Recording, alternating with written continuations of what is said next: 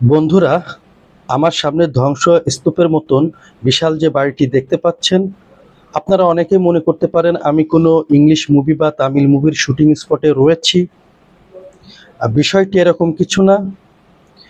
আমি এই মুহূর্তে রয়েছি রাজশাহী জেলার পুঠিয়া চারানি রাজবাড়িতে। পুঠিয়া রাজবাড়ির ঠিক পাশে চারানি রাজবাড়িটি রয়েছে। বংশবৃদ্ধির ক্রমধারায় জমিদারিত্ব দুই ভাগে ভাগ হয় 1744 সালে। ভাগ হওয়ার পর নামকরণ হয় পাঁচ আনি এবং চার আনি। পাঁচ আনি যেটি বর্তমান পুঠিয়া রাজবাড়ি হিসেবে পরিচিত, চার আনি হলো আজ ভিডিওতে যে রাজবাড়িটি আপনারা দেখতে পাচ্ছেন। কোনো এক সময় বড় রাজার ছোট ভাই ছোট রাজা এখানে বসবাস করতেন এই বাড়িতে। তিন ভাইয়ের ছোট হওয়ায় ছোট গোবিন্দ বলে ডাকতেন ওনাকে। মূলত ওনার নাম ছিল গোবিন্দ।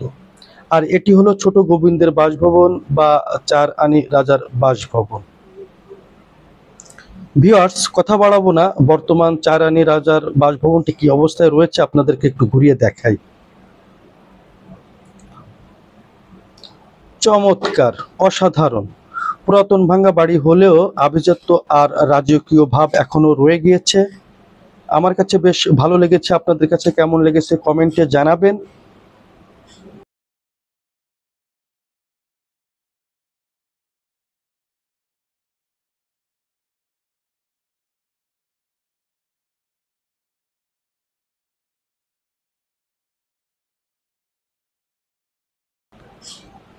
এই বাসভবনে প্রায় 50টির মতো কক্ষ রয়েছে। আপনারাই বলেন একজন মানুষের থাকার জন্য বা একটি পরিবারে থাকার জন্য কতগুলি রুমের প্রয়োজন হয়।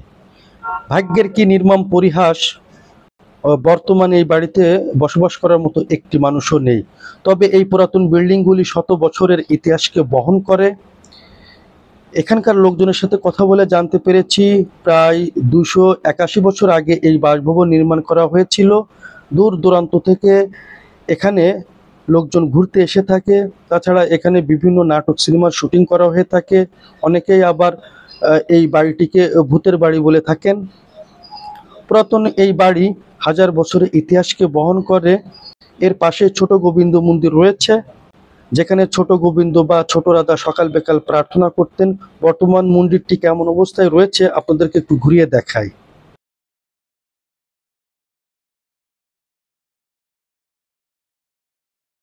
দেখেন কি চমৎকার মন্দিরটি। ভারতের দর্শনীয় মন্দিরগুলির আদলে এই মন্দিরগুলি নির্মাণ করা হয়েছে। খোদাই করে প্রতিটা ইট বসানো হয়েছে। এখানে কে কে এসেছেন কমেন্টে জানাবেন। এরকম মন্দির আমি আগে কখনো দেখিনি। যাই হোক, আপনারা যারা রাজশাহীতে আসবেন ঘুরতে বা বেড়াতে, অবশ্যই পুঠিয়া রাজবাড়ি থেকে ঘুরে যাবেন। আশা করি আপনাদের বেশ ভালো লাগবে। আর এখানে আসলে আপনারা এশিয়া মহাদেশের সবচেয়ে বড় যে শিব মন্দির, সেই শিব মন্দিরটি দেখতে পাবেন। রানীর পুকুরঘাট দেখতে পাবেন, হাওয়া ভবন দেখতে পাবেন। তাছাড়া এখানে আরো বেশ কয়েকটি মন্দির আছে, সেই মন্দিরগুলিও আপনারা দেখতে পাবেন। আর পুঠিয়া রাজবাড়ি তো আছেই। আমি কামরুল হাসান বিদায় নিচ্ছি পুঠিয়া রাজবাড়ি থেকে। দেখা হবে আবার নতুন কোনো ভিডিওতে। আর ভিডিওটি যদি ভালো লেগে থাকে তাহলে অবশ্যই লাইক কমেন্ট শেয়ার করে দিবেন। আর নতুন নতুন ভিডিও পেতে চ্যানেলটি সাবস্ক্রাইব করে রাখবেন। সবাই ভালো থাকবেন, সুস্থ থাকবেন। Thank you so much.